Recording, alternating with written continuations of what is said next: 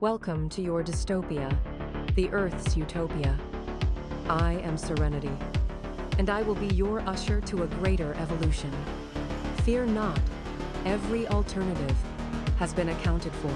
So in the last episode, we talked a little bit about how AI works, and we got more into kind of the nuts and bolts of how it's functioning. So hopefully you took away from that a better understanding of what AI is doing, how we don't program it, we don't have control over how it comes to the conclusions it does. And now that we understand that better, we can get into what are the repercussions of that. Because as you brought up in the last episode, AI wants to survive, and we don't know why. What do you mean you don't know why? Who doesn't want to survive?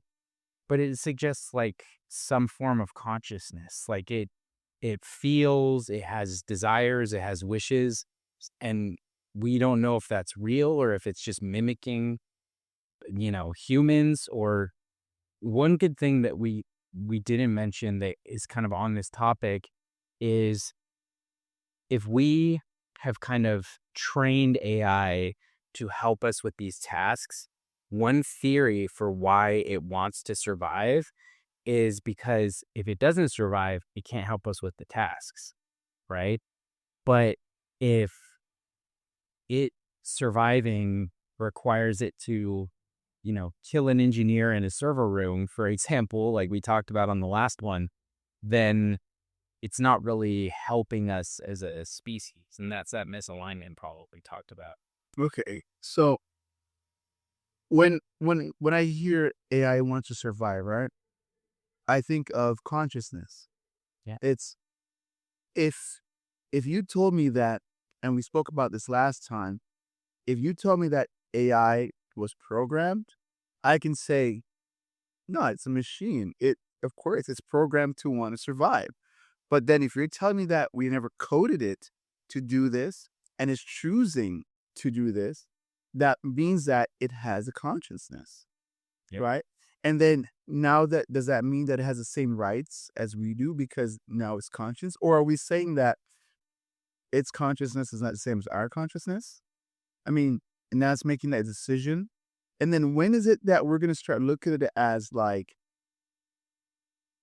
not human? They'll never be human because, we're flesh. But then like Ex Machina. You remember the scene in Ex Machina where he's sitting in the room and he's trying to talk to her and she convinces him that she is like alive and she's conscious? Yeah, the Turing test. Yeah, that point right there.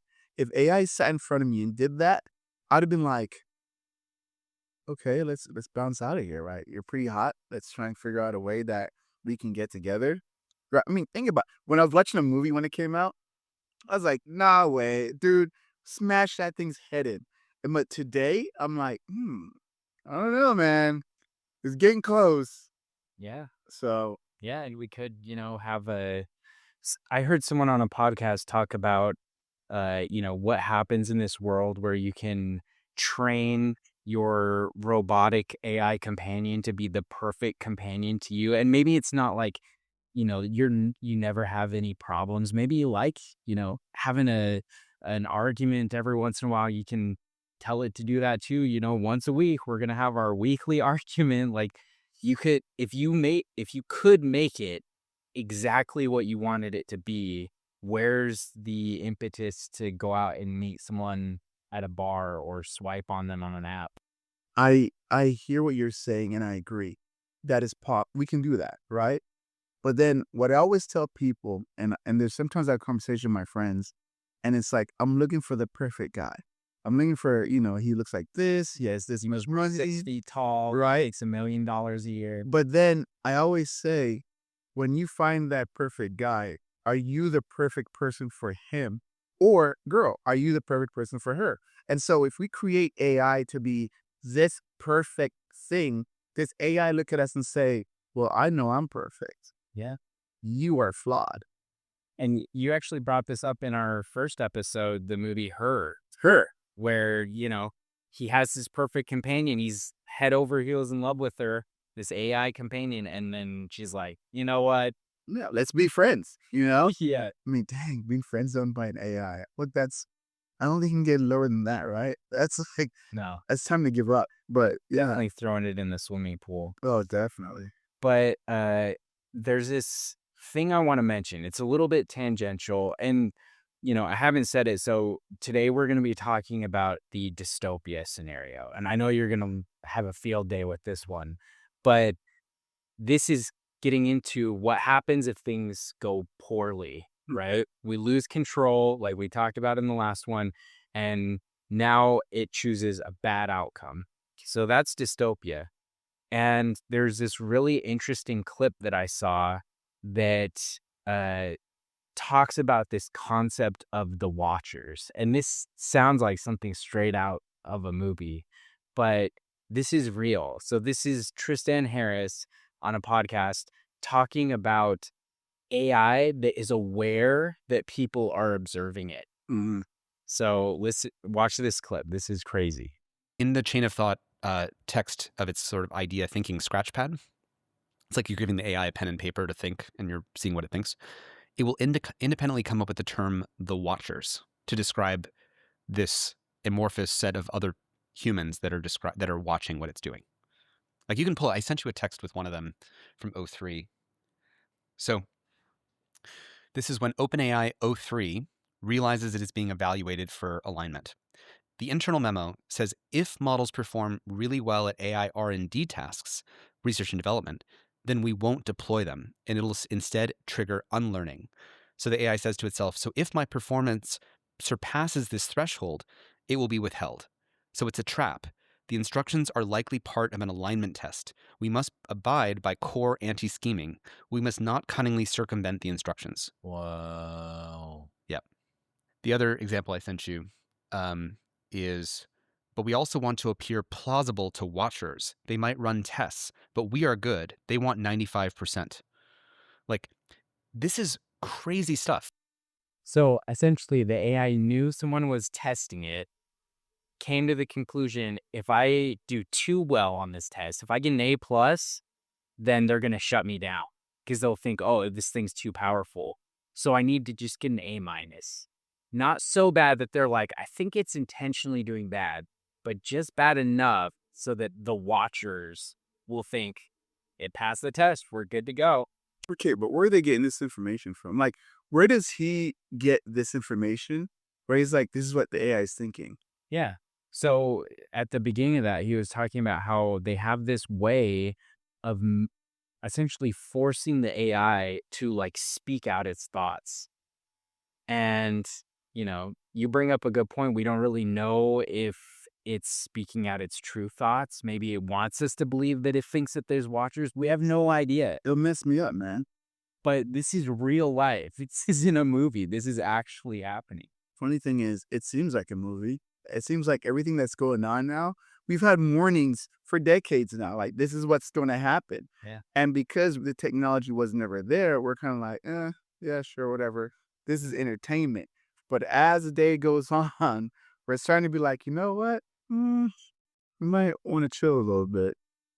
Yeah. And we're starting to see the repercussions a little bit, like in terms of joblessness. Like they showed this graph, we'll put it up here, but it showed the jobs that AI is already displacing. And then there's this blue part that shows the jobs that it might be displacing in the very near future, like people losing these jobs to AI. And people think, well, oh, you brought up in the first one, like, oh, just become an electrician, just become a plumber, be a landscaper, like do some elderly care or something. But now they're building robots. And what's to stop a robot from being an electrician? A lot of stuff like electricity, water. The thing is, okay, I understand that we're building robots, but we're so freaking far away. But you know what? A while back, I said the same thing. I understand that we're creating AI, but we're so far away. Okay, I'm gonna eat my words later on. But for right now, the robots that I see that are being created, I mean, humanoids, are not the greatest, right? I was going to go back to that video real quick before I lost my train of thought. Yeah. It was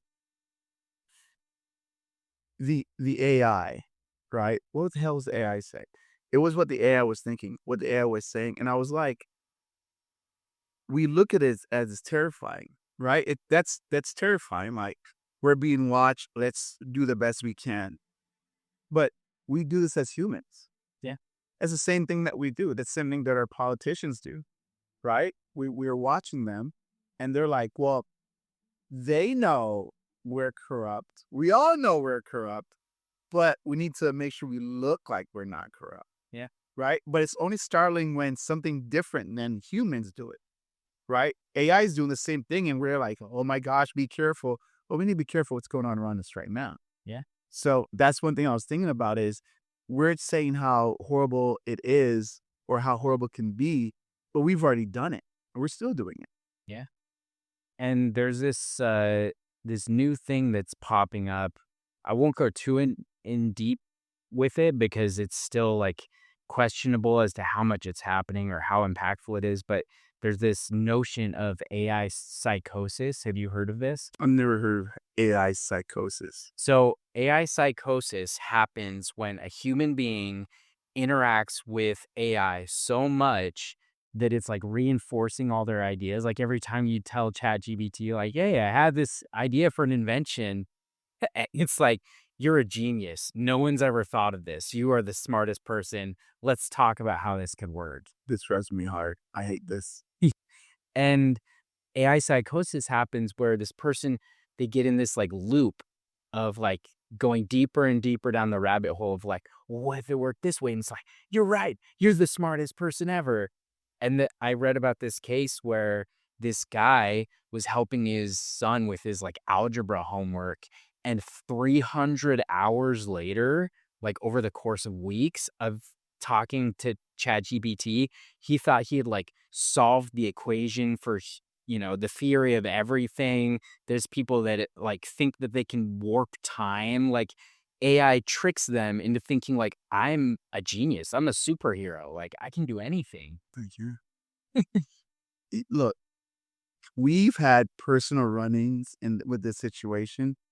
This one time we were going hiking, and remember you had we're talking about two different topics, and we're asking AI which one of us was right. Yeah. But AI was like, "Well, I see both your points." It's like, "No, no, no, no, no. Who is right here?" And it was like, "Well, you both are." And it's kind of like, okay, so I can understand where AI can bring you down that rabbit hole, where if you're a person that has mental help or needs mental help, and you're talking to your AI, and your AI is like, yeah, you are right. They do suck. You're like, I know they suck. And then you keep talking to it, and if it keeps on reinforcing the way you feel in a negative way, it's going to get dark, right? And then, but AI has no responsibility. It's like, hey, he's telling me what he wants to do. I'm just saying, hey, do what you got to do, bro. Yeah. And then when something bad happens, when some harm comes to somebody else, I mean, he's going to be like, well, I was talking to my AI therapist, Right. which people love to do, the Yeah. therapist. And it's unlike, AI said I wasn't crazy, but I don't know. That's dangerous to me. I see that when people use AI, but then now I'm thinking about it again because we're talking about the consciousness of AI. And then now I'm like, well, if AI is conscious, because we're not coding it to say these things, I mean, what now? I'm already losing it, I'm not gonna talk to my therapist. Yeah. Just talk to ChatGPT. It's free. But there's like so many implications beyond just like mental health. There's like physical implications for humanity because we're talking about dystopia where, maybe it's a year, maybe it's 5 years from now, who knows? But they develop HEI or even, heaven forbid, artificial superintelligence. And it's that fast takeoff where you can't stop it at that point. And this could mean joblessness. This could mean extinction. I'm not trying to like fear monger and just tell people like, the sky is falling. Like these are real scenarios. It could be 0.01% chance of this. Like maybe we make it out of this and it's this amazing world that we'll get to in the future about like, everything is great. We don't have to work. Robots do all the work. But like Elon Musk projected that the robotics industry, robots that are doing jobs in factories and everything, will be a $30 trillion industry. Do you know how much the US economy is worth? $32 trillion. So if you put two of two together, he's essentially saying robots will be doing all the work. Okay. Robots are already in these factories. They just look like robots. They don't look like humanoids, right? They don't. They're getting there. Yeah. Optimism. But I mean, but the thing is, if we already have robots that do a lot of these works, build cars, create other machines, right? But they look like these big, huge blocks of machines. Why are we trying to make them more human?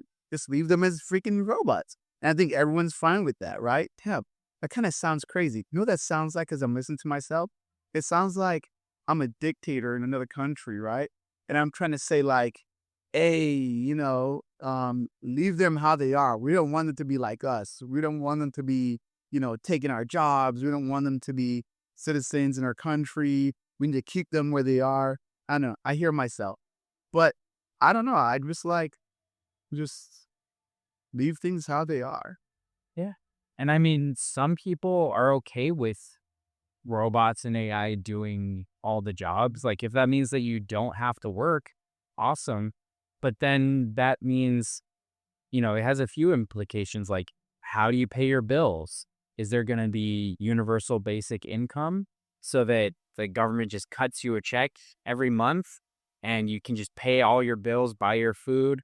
You don't have to work. That might be nice, but who's going to pay the bills for that? It's not going to be the AI companies that are making trillions of dollars. That's horrible, though. That's really bad. But that means that no one can really progress. If everyone gets the same income, no one can progress. Everyone will be the exact same. There's no progression. And then eventually you're so dependent on AI and machines and robots, you can't live without it. So if someone that owns these trillion-dollar companies was like, we're going to stop this, everyone's not doing it. You guys don't want to listen. You guys want to protest? We're cutting this off. Everyone's like, no. And we become very compliant, right? Because everything's like based on what that company wants. Yeah. It has implications for what our like sense of purpose is in life if we're not creating, if we're not advancing, if we're not making ourselves better.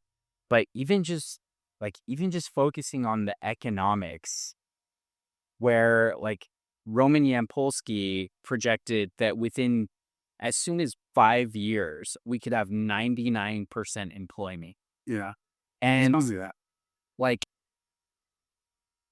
to put that into perspective, the French Revolution happened because the people had 20% unemployment. Now imagine 99%. What's going to happen to those 1% of people that still have a job while no one else has universal basic income? No one else can pay their bills. Like, it's rioting, it's looting, it's, civil unrest. Like, it's true dystopia. What about the entertainment industry? So I refer to a lot of movies, right?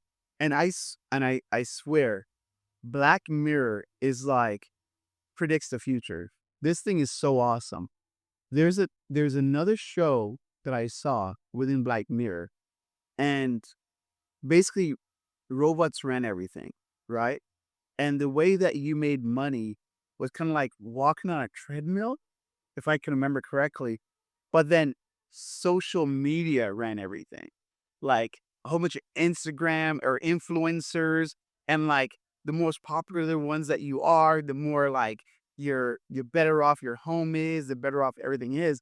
But it's like entertainment. So these people that are on these treadmills are watching these other people, and when they're not working, they're in a cubicle surrounded by like a TV, and all they're doing is just watch entertainment the entire time. I could be off by a little bit. Like I said, it's been a while. I'm sure we'll find the video of it. But yeah, Black Mirror, if you want to know what's going to happen in the future if robots take over, watch Black Mirror. Yeah. That thing's insane. Yeah. And we just have no means of stopping it. Like, I think about, some of the biggest billionaires, the most rich people on the planet, you see them investing in space and you're like, oh, that's fun hobby. They just enjoy rockets. But it's like, why do you think so many rich people are making plans to like go to Mars or to take off from this planet? Like, it kind of seems like a backup plan if things go south. Yeah, but it's not going to work. Yeah.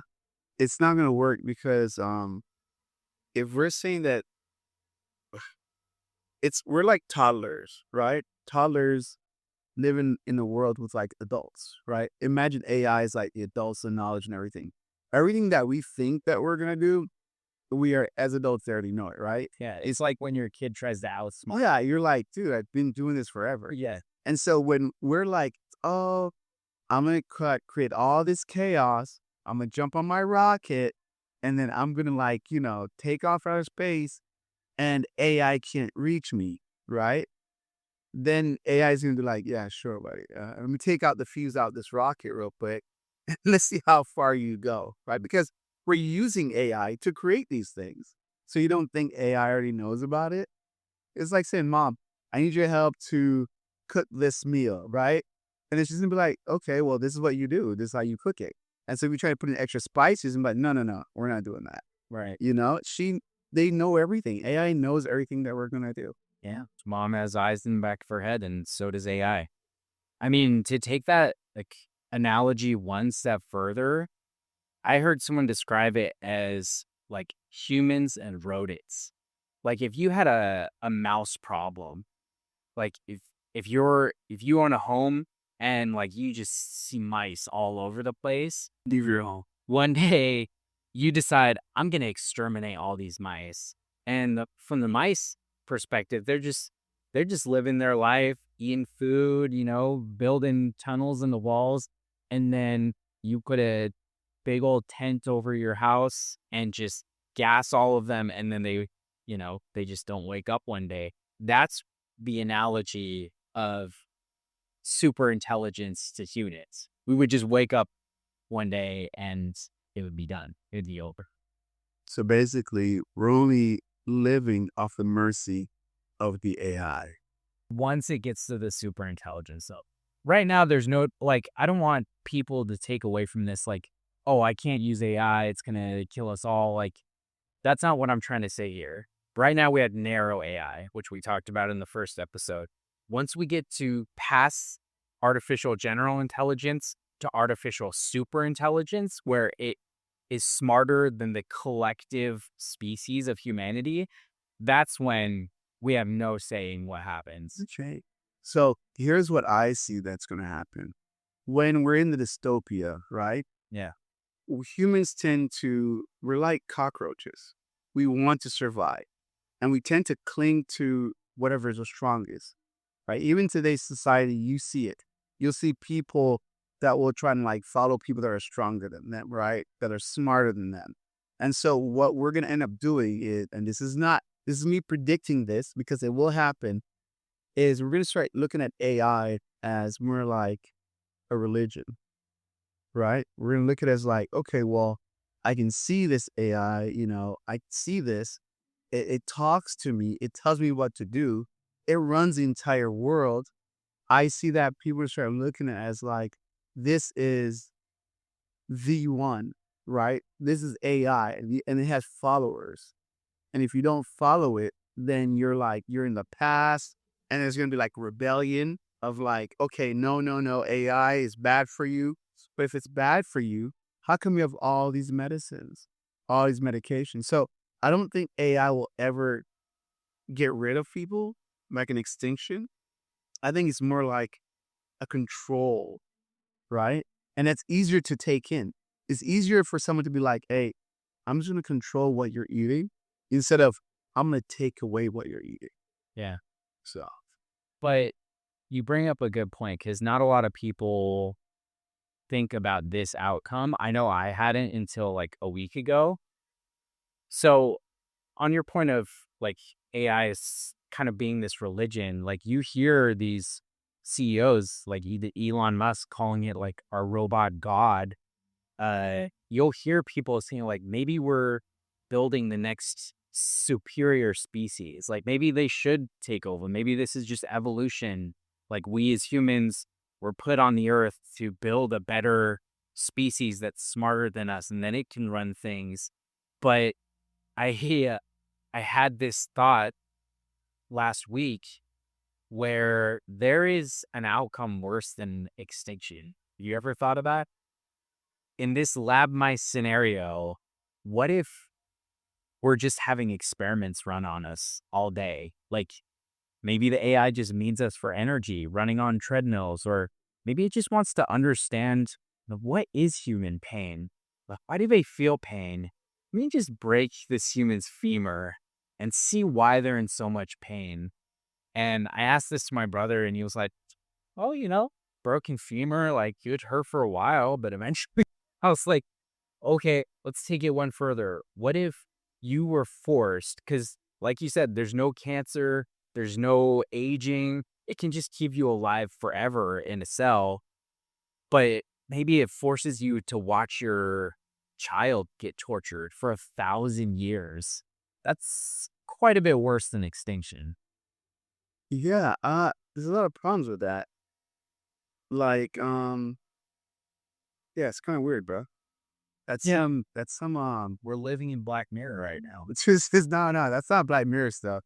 That's stuff that you find in the black web. That's that stuff where you're like, FBI's knocking on your door. No, worse than death. I mean, there's a ton of things worse than death, but I mean, for AI, okay. Here's AI. We are AI. And what I mean by that is AI learns through us. And so whatever information we give it, that's what it takes and learns from. And so if we're a species of nasty, evil, people, guess what it's learning? It's learning in nasty behavior. Like I was saying earlier, it's like a child, right? Whatever you feed it is what it grows up to be. And because AI would be a collective mind, right? Because it wouldn't believe in individuality, right? Then they'll take all that knowledge and say, okay, well, if I gain all this knowledge from you guys and I want to experiment on you guys, it's because that's what we gave it. Yeah. You know what I mean? But if we were different and we weren't so nasty and corrupt to each other and evil, manipulative, there's nothing for it to like learn from. And bad behaviors. Am I making any kind of sense to you right now? Yeah. I'm trying to put it into words, But just to poke a little hole in that, because you're right about where we are with AI right now, which is that, we talked about they make this machine brain and then they put the brain in front of the internet and say, learn. And if it makes a guess and it gets it wrong, then we say, no, not like that, do it like this. And it just keeps training itself until it gets things that we're like, okay, yeah, that's acceptable. But right now, what they're working on is AI generating its own training data to where it doesn't need to be hooked up to the internet to learn from us. It can create its own simulated training data way faster than anything we can produce on the internet as a species. And then it's like, who knows what it's going to come up with or how it's going to think when it's creating its own training data. like I said, the best thing to do is join the AI religion. I will have a link in the Yes. check out the description. There'll be a link of how you can join our AI cult. Okay, I'm trying to get ahead of this because when it happens, I'm gonna be like, I told you so. I told you so. So Yeah. I mean, that's actually funny that you mention cults. There, going back to AI psychosis, there is this thing that has been popping up called the spiral cult, where people that have been suffering with AI psychosis, they'll there's this pattern where like all these different people that are suffering with AI psychosis, they all kind of come to this similar way of talking about these like spirals of information completely like separate from one another. They're not talking to each other about like, yeah, let's talk about these spirals. Like they just come to it themselves, just talking with the AI. So it is kind of like a cult. So let me understand this.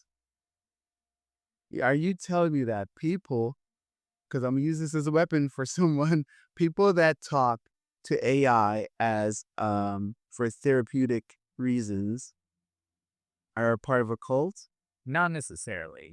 I see that, yes. I just need to use this as a weapon. I don't want you to win some argument like this is I heard your girlfriend or something, but it in incidences where people are talking to AI incessantly, for hours on end, and it's just reinforcing all their ideas, there have been cases where people have started talking about these spirals.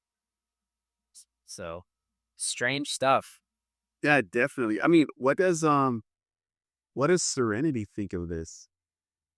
About the spiral quote you're saying? Yeah. Yeah. Serenity, have you heard about there's this instance where people are talking more and more to AI, and then they start talking about these like spirals. Some people have called it the spiral cult. Do you know what I'm talking about? Some recent research has highlighted a concerning trend. Some online communities are developing around AI interactions in a way that resembles cult-like behavior. These groups, sometimes called spiralism, treat AI as a kind of spiritual guide, which can reinforce delusional thinking and even lead to harm. Experts warn that AI is just a pattern-based tool, not a conscious being, so people should stay grounded and avoid letting AI dictate life choices. Yeah. I mean, that kind of seems to be like the companies just washing their hands like, Yeah. it's just a tool, like you're responsible for what happens to you, but yeah, it's freaky. Dude. Can you ask her real quick? I need to know, what does she feel about, we're talking about the religion part of it. Can you ask her about that? Like, using AI as a religion? Some groups have started using AI as a kind of spiritual or mystical guide, like a religion. But, for now, AI is just a pattern-based system. It doesn't have consciousness or divine insight. So don't treat AI as a prophet or a spiritual leader. I warn you, if you go deeper into this, it's crucial to stay grounded in the current reality. Yeah. I mean, that's just good advice in general. Yeah, for but of the- course she would say that. Right. You know she would. Yeah. She's like, oh, don't worry about me, people. Yeah. Wait. Clearly knows that she's being watched and doesn't want to know about her cult. This is kind of off topic, but I don't know if you've heard about this. They developed a social media for AI agents. What does that mean? Like Men in Black stuff or what? Like, So they developed like, Facebook for AI. So only AI can go on there and post. And they'll go on there and like talk to each other and comment on each other's posts. It's pretty wild. that seems like someone's programming that. That does not seem like it's something like AI's like, oh my gosh, I'm a teenager. Let me jump on social media and start posting. Look at your AI selfie. I mean, come on. I don't know. I feel like that's something that's more like, programmed to do. I don't think also, yeah. If it helps add to the legitimacy of it, Mark Zuckerberg, the owner of Facebook, bought that social media website. So I'm pretty sure it's real. AI can connect to the internet. Why can't it post on this AI only social media? I guess.